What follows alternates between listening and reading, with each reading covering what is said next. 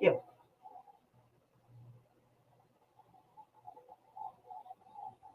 No, it's not coming on.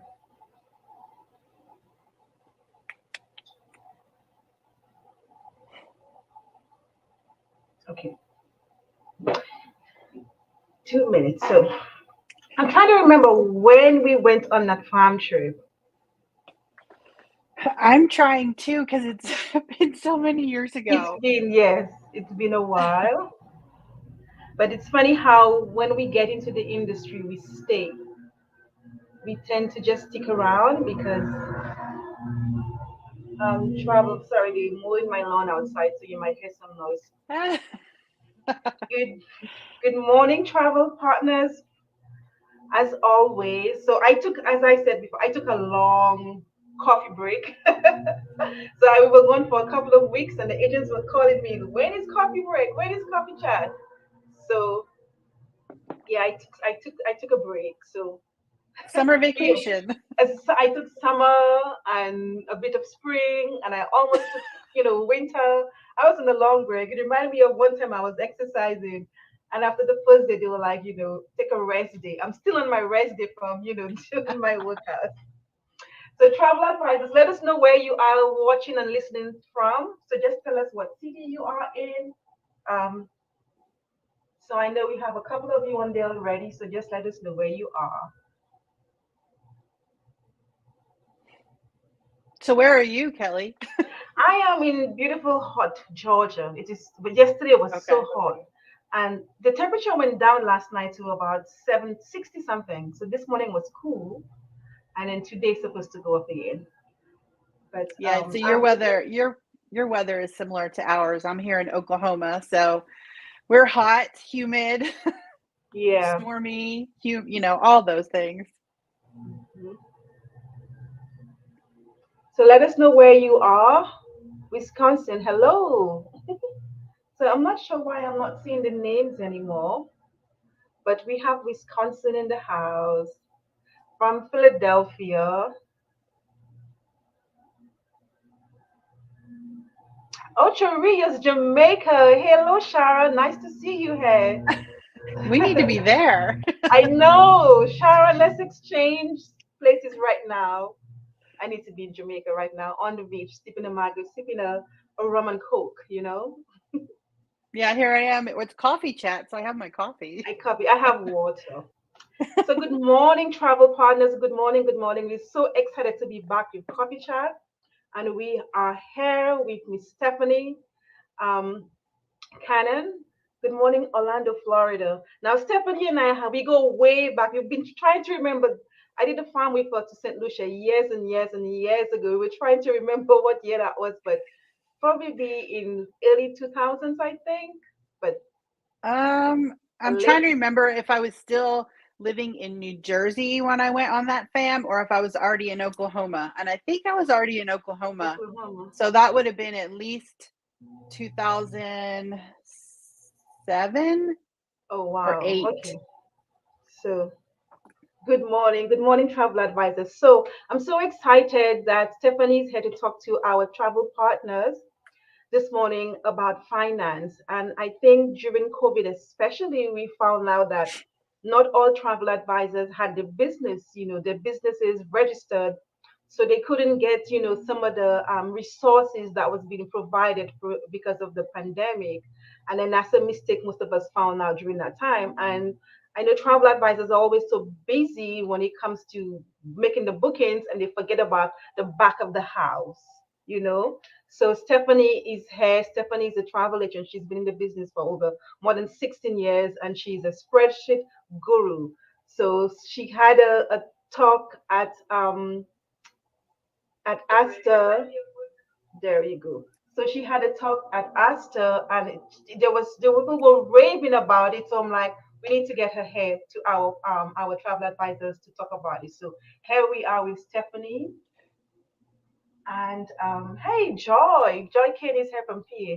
So here we are with Stephanie, and Stephanie will talk to us, give us some tips, and some, ways to work better when it comes to your finances and to get your business going. So Stephanie, it's all yours. Yeah, well, thank you. I'm glad everybody can be here. This is, one of those topics that nobody wants to talk about.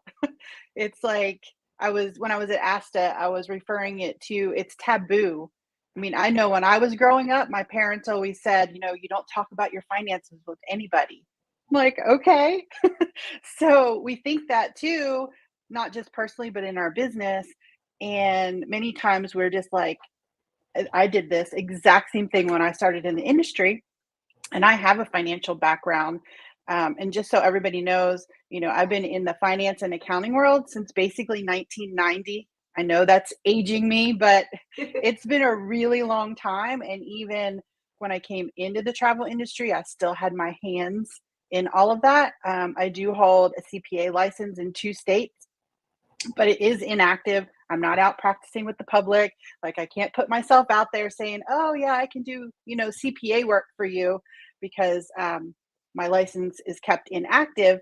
But having that experience and then coming into the travel world, like, I was so burnt out and stressed out from working in finance and corporate finance all those years that I just pushed it aside, and I listened to what everybody said, like, you need to do this and you should do this, and it was all about education of destinations and suppliers, and learning how to take care of your clients, which is all very important because that's really what brings in the money into our business.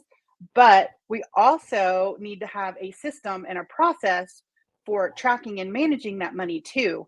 And that's part of being a business owner as well. And I think, like Kelly said, a lot of people, they kind of realized that this was an issue when the pandemic hit, in a number of different reasons. And one, probably the first thing is like, how am I going to pay my bills? Right? Many people were probably thinking this, and not just your business expenses, but your personal expenses as well. And before we ever knew there were any government funding or programs that we would have access to, that's probably one of the first things that came to mind. And even though I tracked my money, it came to my mind too. And immediately go through, like, what can I cut for the short term that I know I can easily add back, and just kind of save where, it's easiest to save until we know what's going on. Um, but if you don't have that process in place or have that information available routinely, it's really difficult and the stress level just goes up. And I've been talking to hundreds of travel advisors over the past, like, year and a half, almost 2 years, and a lot of them think this is a very common thing, not just in the travel industry, but in small businesses as well. Well, I only need to file my taxes once a year, so I can put my numbers together once a year. But what happens is when you're only looking at it once a year, and you set these goals, 12 months prior, you have no idea if you're even close to reaching the goal.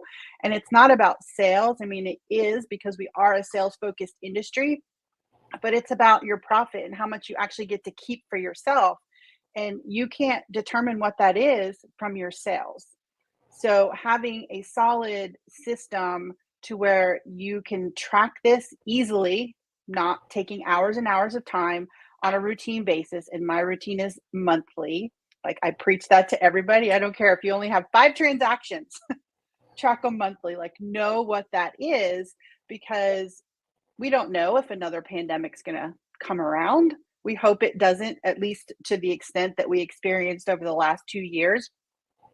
But if you already have your financial house in order, think about how much easier it is to apply for those assistance programs and get the EIDL loans, because you already have the information ready. You're not scrambling trying to manage all your client stuff, along with, oh wait, I need to get this money from the government and I don't have my numbers to give them. And it's very stressful. So being registered, like Kelly said, registered as a business, having separate business bank accounts, credit cards. So everything is completely separate. You're not commingling your money, because that's where things get lost and they get missed. And even a lot of people, when they ask about, what kind of business should I be, meaning sole proprietor, should I incorporate, all of these things, And if you're going for, one of the business entities or business structures that gives you limited liability, where they can't come after your personal assets for business debts and lawsuits, when you commingle that money, a lot of times that's what they call piercing the corporate veil. So really they don't look at it as separate entities because your money is all mingled together. So having everything set up with your foundations is really key, and then putting a process in place to easily update your numbers once a month, and then perform certain tasks as you go along, and they're different between what you do like daily and monthly, or daily, weekly, and monthly, to what you do quarterly and at the end of the year. But knowing what they are and having that available is really, really helpful, because the more you do it, the easier it becomes. The more you're able to understand what those numbers you're looking at really are telling you. And now you have powerful information to make better decisions in your business. And I think this is really where I used to do this myself early on. And I was like, I don't like feeling unsure. Like, I want to be certain. I want to know if an opportunity comes along. Maybe it's a new software, a FAM that's not, fully funded. Anything that you might have to invest a little bit of money in, I want to know that I'm able to do it confidently and not be like, oh, I hope I can pay for that when my credit card bill comes in. So this is, all of the things that having that foundational elements really support. And I'm glad you made that point about the farm truth, because I think that's one of the parts of being a travel agency owner when it comes to investing in marketing. And farm trip is marketing, and you should always set money aside for marketing. And a lot of agents cannot do attend farm trips because there might be a cost. And they never thought about that when the year began. It's like, I need to set a couple of dollars each month on the side, because that is marketing, and that is something you can expense at the end of of the year, because it's a part of your business. So I'm glad you made that point. Yeah, and even having a plan to be profitable from that fam Mm-hmm. trip, because you're going on it as education. It is, a business deduction. So let's get some return on that investment, to where you can actually see that now that you've been there, you're actually promoting and selling that destination and bringing your commissions in, in relation to that, and you can actually see a positive return on not just the money you put in, but the time. Our Time. time is also our currency, and our time has a value. So it's not just what you're physically spending, but it's also the amount of time you're putting into something as well. Fantastic. And another thing you talk about, I wanted to mention when it comes to travel agents, and a lot of travel advisors belong to destination specialist program, where they give you $5, $10 for a booking. And I find a lot of travel agents leave that money out there. They register, they do, but when it comes to collecting the money, like it's either too small, or they forget, or they don't have a process of how to collect that money on a monthly or weekly or however basis that they need to. And that's all part of the finance of your company. Yeah, and if you put it into a checklist, like just like on a routine basis, you go back through and you're checking on these things, because I can almost guarantee that every travel advisor knows what commissions are supposed to be coming in and when Mhm. they're supposed to be getting them. Well, this is the same thing. And, I understand maybe the 5 or $10 may not be worth the time, but when you add it up, Adds up. or, Mhm. if you're large enough that you have somebody helping you, an assistant or a VA, let them do it. They can go in and register these things so you can collect the money. And, you're spending your time where you can get a better return, versus doing these behind the scenes tasks that might bring you 25 extra dollars. It took you an hour to figure it out. Those kind of things. Yeah, as a hire an intern or virtual assistant to do those little things for you, because at the end of the day the money adds up. And I have seen a lot of travel agents just leave that money behind because either they're too busy, they forget. You've already Yeah. done the work, collect your earnings, and that's your earnings because you did the work for that. You registered with the agent, with the destination or the resort, or whatever it is. Collect your money, but you have to remember, so you need to set up a plan to see how you collect it either monthly or weekly or whatever what works best for you. But you have to collect it because I've seen too much money just left behind because those advisors didn't go and didn't claim it. Yeah, and it even trickles over. We can look at it from business expense side. So how many times do we sign up for something and it's either, we pay for it monthly or it's an annual thing and we end up not really using Not it, but we never using it. cancel it. So, going back through like once a quarter or every 6 months and really going through all of your expenses. And for most people, they probably come on a credit card. And if you're using one credit card routinely for your business, it's very easy to go back through and say, oh, why am I still paying for this? I haven't opened it in 6 months. Let's Let's cancel that cancel because, that. Yeah, I'm paying for something that I'm not using. correct. Yeah, It all adds up over time. it does.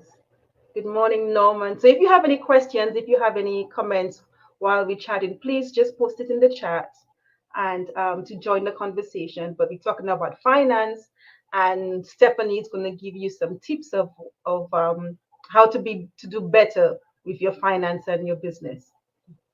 Yeah, but so one of the things I did want to share is there's probably two main questions that I've gotten routinely over the last year and a half or so. And one is, basically around what tools should I use to keep track? And so many people, and I'm not saying that they shouldn't do this because there's many people in our industry already using a bookkeeping software, and mainly it's QuickBooks. I mean, that's, probably a standard across small businesses. There are others out there, but that's the most well-known one. But then there's people who have it and they're staring at it month after month and even possibly year after year because it's just so robust and so many bells and whistles that, maybe they don't need all that right now. So don't underestimate the power of using spreadsheets. And, I know in our industry, spreadsheets really isn't a big thing. I come from the finance background, so if I had an old one, I would share it, but I don't. So my spreadsheet was the old ledger sheets, those big tablets with all the columns on them. Like I started that long ago that it was all manual. And then to Lotus, if anybody remembers Lotus. And Lotus, now we have Excel and Excel. Google Sheets. I mean, and there's a couple others out there, but Excel and Google Sheets are probably the two main ones at this point. And you can do so much with a spreadsheet that you really, if you're running up against a roadblock of trying to actually figure out and set up some of the bookkeeping software, start with what you can do right now because in the long run it's going to help you by putting it into a routine, making it a habit, and nothing says that you have to stay with what you started with. Like you can always migrate to something different down the road if you feel like that's a better fit.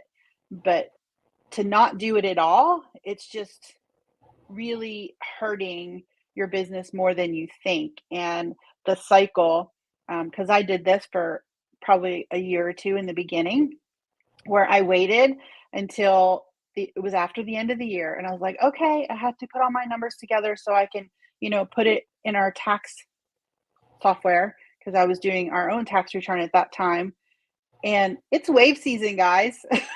Like we hit January, February, March, and you're trying to enter all your numbers or gather all your stuff for your tax preparer during wave season. Like that is just a recipe for disaster and stress and all those other feelings that come along with it. But when you can keep up with it on a monthly basis, then you get to January and you're like, oh, I only have 1 month that I need to update. And you could probably get through it in 30 minutes to an hour. And you're done. That's great. So I'm happy to share a resource that I put together, and some people in this group may already have it. It's been out for, I don't know, at least a year now, but it's a checklist that just gives you ideas of what you might be tracking or the actions or tasks related to your finance that you could do on those routines that I'm talking about. So let me see if I can pull that up for you. And Wrong screen. Okay. So can you see it, Kelly, or no? Yeah. Okay. So, I just broke these out into daily, weekly, monthly, and then there's quarterly and annually. And it's a PDF file you can print. And then there's some blank ones because your list may not look like my list. And, you may have extras that I didn't add, or you may have ones that may not need ones that I put on there. So it's a really great way to go through and figure out and start setting that in a routine. And I've been calling it a money date. So it's really a date with your finances. And I recommend that travel advisors actually schedule it on their calendar, like no getting out of it. Set aside 1 to 2 hours every single month and make this happen. Because if you can spend that time, and you may not need 2 hours, but if you can spend that time and take care of that particular month and close it out, basically, then you're ready to move freshly into the next month. And you're also seeing what your performance was for the month. So, how much came in commissions? How much did I spend for my business? And what does my profit look like for the month? Because when you accumulate that in there month after month after month, now you can see where you are for the year. And you need those numbers to see where you measure up against the goals you set at the beginning of the year. So hopefully that makes sense. I mean, I know it's not the funnest topic to talk about, but think of it, this is how I kind of relate to it. So we're in the travel industry, and there's a lot of pieces and parts and logistics and things moving all over the place at all the time, right? So the way I think of it, as travel advisors, we know how to do all of those things and juggle everything, and it's constantly changing, and new requirements and new itineraries and new rules. So finances really doesn't change. You just need to put it in a routine. And if you can do all of those amazing things in the travel industry, then there's absolutely no reason why you can't do this. It just looks a little different. So on my website, you can grab this copy, download it. I have a few other things that'll be coming out later in the year, but this is really what's going to get you started, because without those foundations and having that put in place, you're just going to keep scrambling each and every month, or at the end of the year when you're trying to get all of your clients booked during wave season. And we don't want to have those two conflicting. And I think that could be used for any business, not just travel advisors, but any small business. That's I think this is correct. excellent for any small business. Yes. And that's, trips a lot of people up, because they hire, and you can hire a bookkeeper to do this. Like, I'm not saying that each individual travel advisor has to do this themselves. So a bookkeeper, this is essentially what your bookkeeper would be doing. There might be a few extra things in there that don't actually extend over to your bookkeeper, and that would go back to tracking bonus commissions, or making sure you enter those in to get your bonuses, tracking actually the commissions that are due to you to make sure they match up with what they're supposed to, they're coming in when they're supposed to. So most likely an outside bookkeeper wouldn't do that, but you can have an intern or assistant or whatever that you assign those tasks to. But really, the one thing that you can't assign out is understanding your numbers and understanding what they're telling you and how to use them to make decisions in your business, because nobody can do that but you.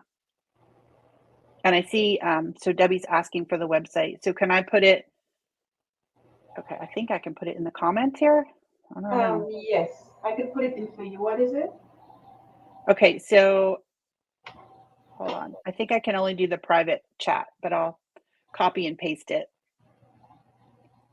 And then maybe you can post it. Oh, it's what? What is it? With StephanieCannon.com. Yep, /checklist.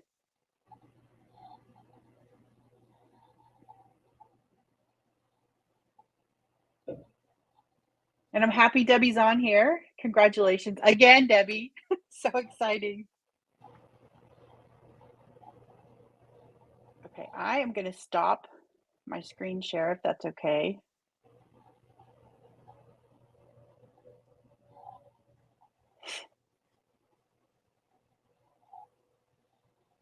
So I did see a question in here. What's the routine that I recommend? And that's exactly what that checklist is. That's the routine. And when you can make that a practice to actually honor that time every single month and find a tool that works for you, whether it's a spreadsheet or the bookkeeping software. In this day and age, there's so much automation.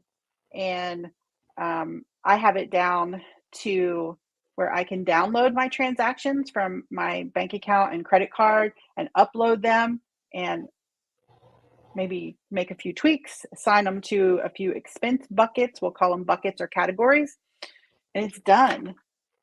So one question. So let's talk about goals. So at the beginning of the year, would you say that you put a goal of how much money I want to make this year, and then you go from there? So yeah, so goals, completely different animal, but having these numbers available will help you see what you've already done.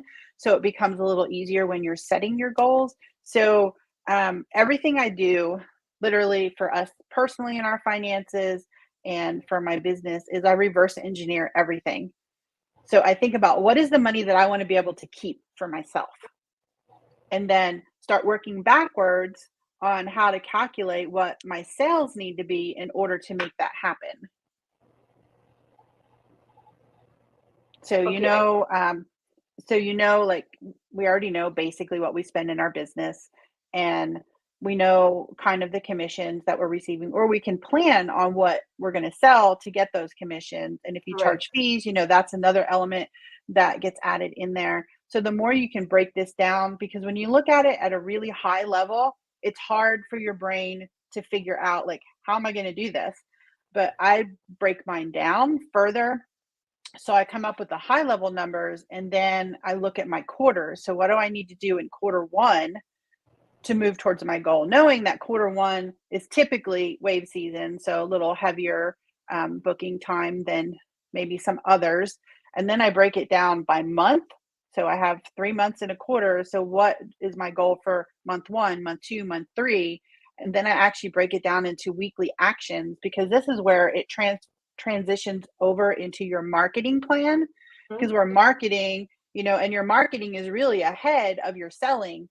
So Correct. if you're wanting to sell something in the first quarter, you're probably marketing it before we get to the first Oh, quarter.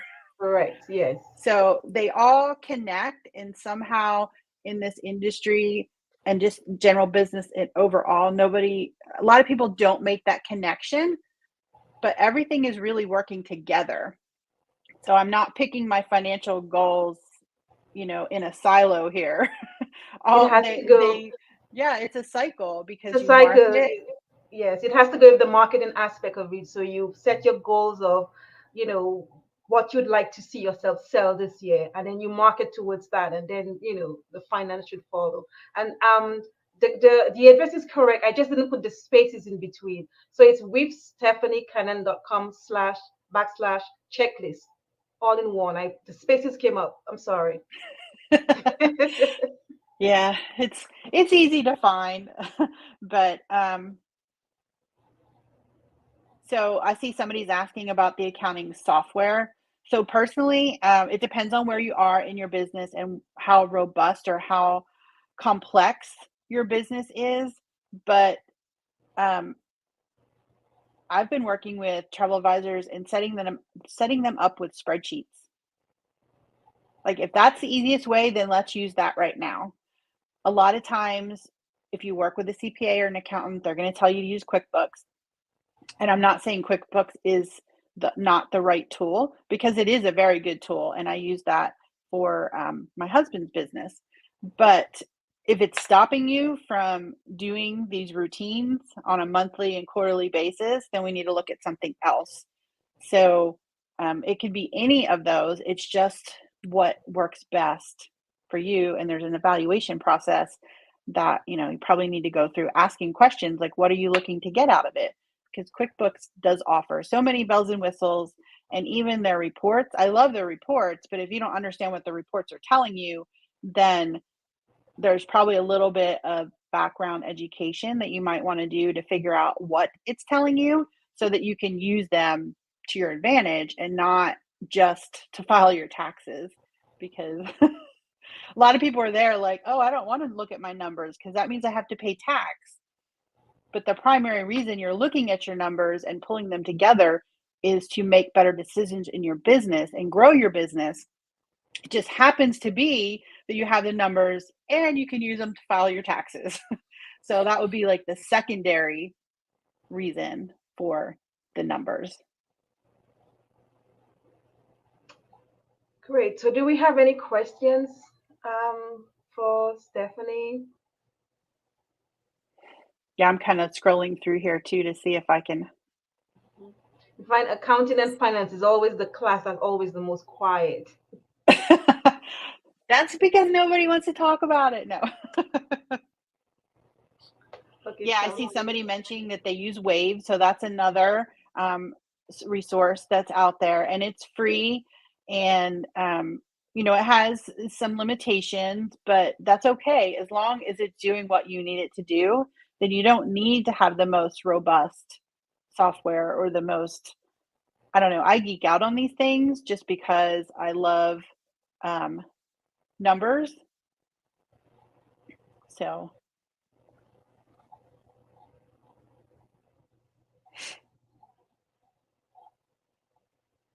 So somebody corrected Stephanie's. Yeah, and it's actually not with the download on it. That's what takes you to it once you opt in. Yeah, so So just checklist. You could remove the download. Thanks, Norman. You could remove the download. The checklist will get you to the site. yeah, and I'll have a few more things coming out in the next month or two, especially as we get closer to tax filing dates. That seems to trip a lot of people up, and it should be easy. Like, we want to make this easy because you have bigger things to focus on. So Correct. not playing with your numbers all day. I Most when people I don't like that anyway. No, but I always say I just want to know when I need an accountant. That's all. I need to know enough accounting to know when I need an accountant, and that's why I have somebody find it, because I think accounting always scare me with the numbers and doing it correctly. But you've made it so easy. So as Debbie Yeah, said, thanks and for the encouragement. yes, because it is, something that looks like this big, scary monster staring us in the face, and a lot of people are scared to do something wrong. And Mhm. like, you really can't mess it up unless you just don't do it, Correct. you know. It's true. And so, Yeah. and a lot of people worry about, am I classifying my expense in the right category? And yeah, we want to make it logical and, try to get it as close as possible. But if it's a legitimate deduction, then at the end, like, it's not really going to be questioned. It's when you're trying to deduct these things that really aren't supposed to be deducted. So yeah, that's a really good question. And so this is probably where you would want to consult with a tax preparer, whether it's an accountant, a CPA, or just somebody who's very well versed in preparing taxes. So filing quarterly, and I'm assuming this user is referring to paying estimates quarterly, because we don't want to get to the end of the year and you take all of your numbers to your accountant and they come back and say, okay, you owe $10,000. And then you're looking at your bank account and you're like, I don't have $10,000. How did this happen? So planning for taxes is always a good thing. And that becomes easier when we're tracking our numbers every month and we can look at it quarter by quarter and maybe even just send that to your tax preparer and say, hey, this is where I am so far this year. Do I need to start sending in payments quarterly, or am I on track from what they may have already set you up with? That kind of a thing. I remember when I worked in the small business accounting world as a CPA, we would have our businesses come in and we did what we call an 11-month update. So we would update everything through the end of November, and we would do that in December so that we could make sure that the taxes that they were paying in were correct when they paid their January estimate, which is the last one, for the calendar year. So I have a list of categories in other programs. It's not really for purchase, but I could probably put one together to share here with Kelly in the next pass it on. I think that's in the normal. next couple of days or two. It's the December. Exactly. You don't want to get caught off guard. But the real way to prepare is to save a little bit of your money every month and put it aside for taxes. So you're not spending it for these fun things that we want to do in our business and these cool new opportunities and software and all that, and then figure out, oh wait, I spent all my money and I don't have any left to pay my taxes. So we don't want you in that situation. So great, very educational. Do we have any I'm more glad it questions? helped. Yes, definitely helped. Do we have any other questions for Stephanie? And this, for those who came in late, this will stay in the task group, so you can always go back and watch. And then please go back and download the checklist, and then you can communicate with Stephanie as well. And she will let you know when she's having her next workshop, so you could have a more in-depth knowledge of your business finances. Yeah. And that just so everybody knows, the link that's showing with the dash download, that's the screen you get to after you fill in your information. I'd love to have you on my email list and not just share that directly, to give you the checklist, and then you don't hear from me and you're like, why isn't she telling me when this stuff's coming up? So the checklist without the dash download. Yeah, so there's many different ways you could set up your business bank accounts. So it's really based on the needs and the model, your business model. So operations, you definitely want to have an account, and that's really where the money starts coming in and you're paying your bills. Escrow, for sure, if you're collecting client money directly, because that's not your money to spend for business expenses or to withdraw to pay yourself. That's really your client's money to pay on to the supplier. And in the end, when you get to a certain point, you're able to keep the net result of those, but not until a certain point in time. And I think a lot of people felt this pinch when COVID hit and commissions were being recalled. And maybe they already spent the money or deposits had to be refunded and it was already gone. So a escrow account is really good for that. It's also, and it wouldn't be really called an escrow account, but if you're paying, if you have any payroll where you're paying wages to somebody, you might want to have enough money in there, or you have ICs that you owe money to, because those commissions really aren't all your money. They get a portion of it as well. So you can set it up in any fashion that you want, so just know that you have to manage all those accounts the more accounts you have.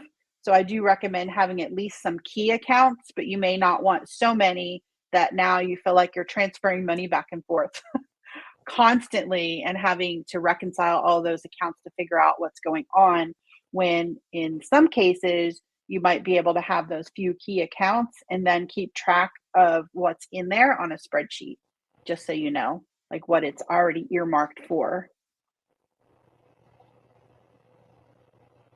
But I'll say that I do have a tax account, like a very separate tax account. It's not part of my business, actually. It's one of our personal accounts, and I just move the money in there and we don't touch it. Like nobody touches the tax money. So hopefully that helped. Don't touch the tax money. No, not until you know you don't owe it and you You can don't owe it. safely, pay yourself a bonus or go on a really nice vacation with your family. But yeah, we don't touch the tax money till we know we're good. So, do you have an amount you'd recommend to put in that account every month? It's really based on the situation of the individual travel advisor. Everybody's at a different tax bracket. Everybody's at a different sales level, and really your tax amount is based on your profit, not your sales. So, um, at a minimum, you can probably set aside 10 to 20% of the gross money, meaning the commissions and fees coming in. That way, over time, you'll be able to see, like, is that too much? Is that not enough? But at least you're putting aside something. And many travel advisors are set up as sole proprietors.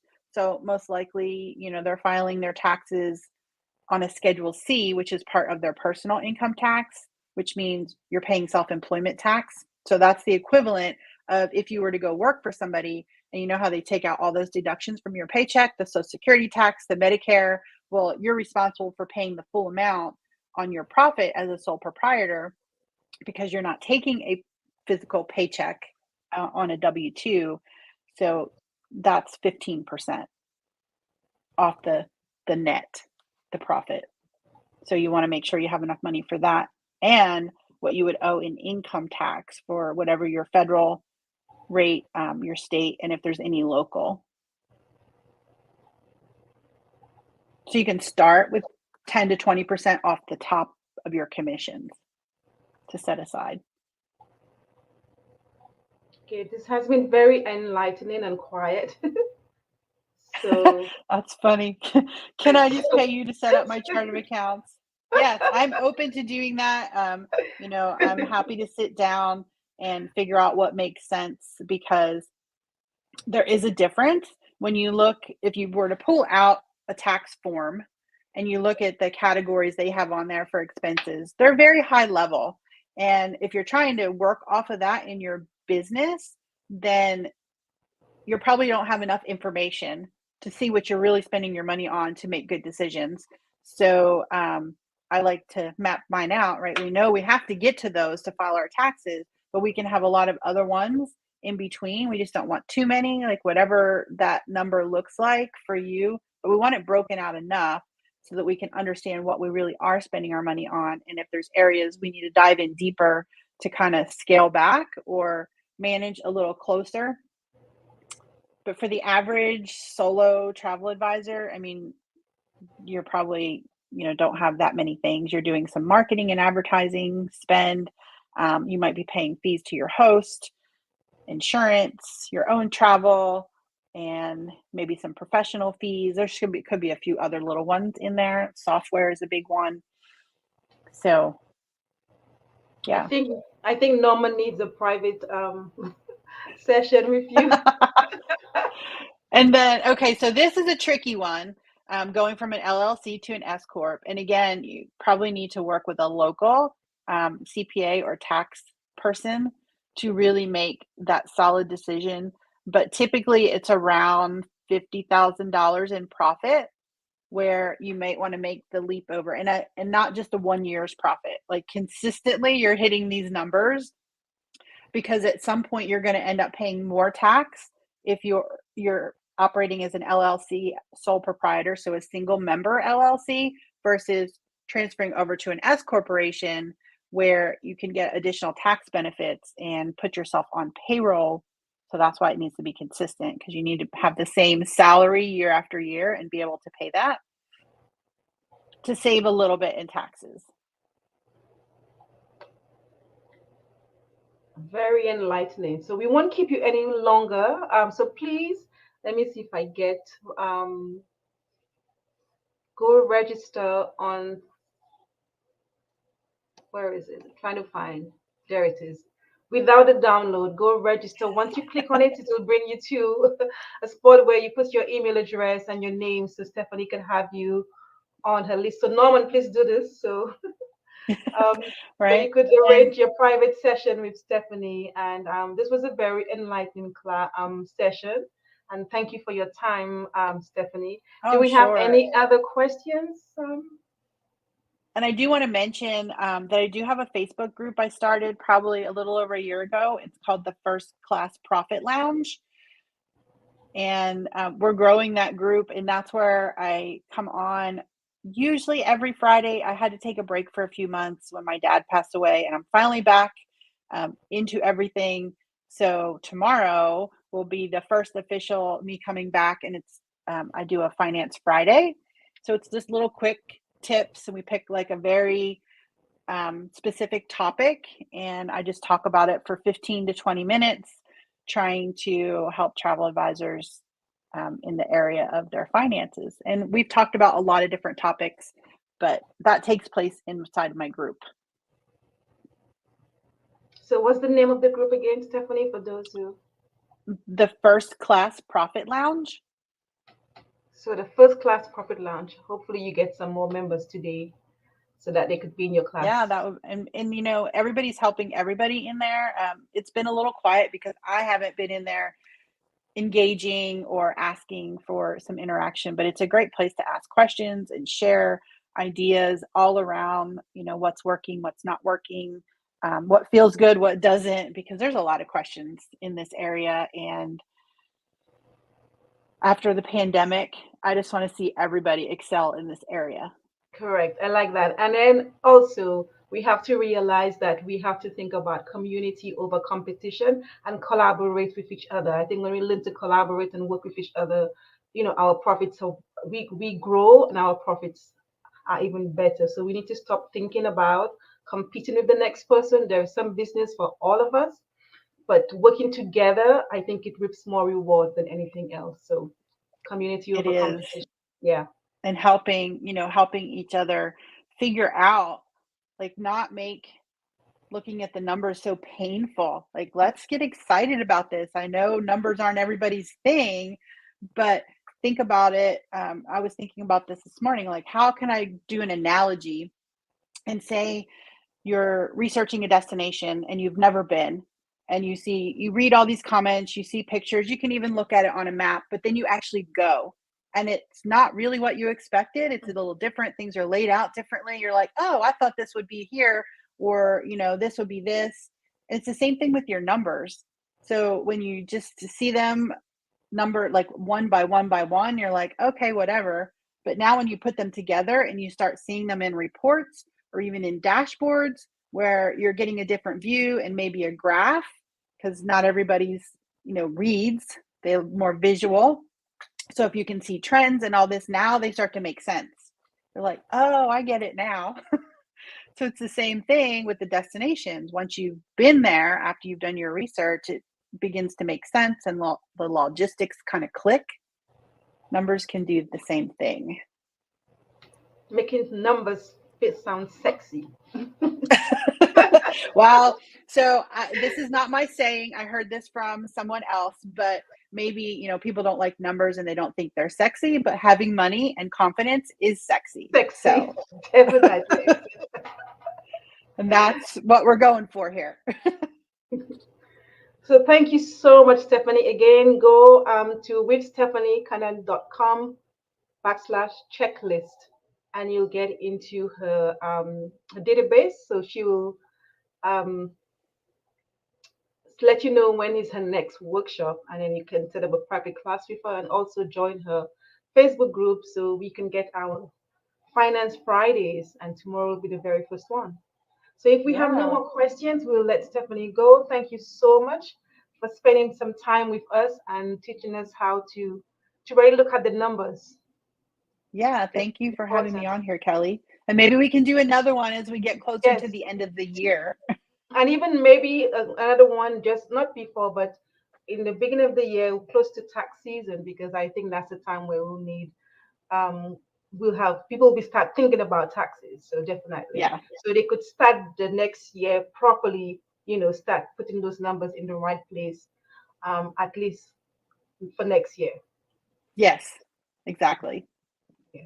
So thanks again and enjoy the rest of the day. And to our advisors on, have a fantastic weekend. And Norman, you need to go and call Stephanie so you could book your private session with her as soon as possible. Yes. So thank you Well, so thank much. you, everyone. And thanks for having me, Kelly. Thank you. Thank you for joining us. Appreciate it. Sure. Bye. Bye.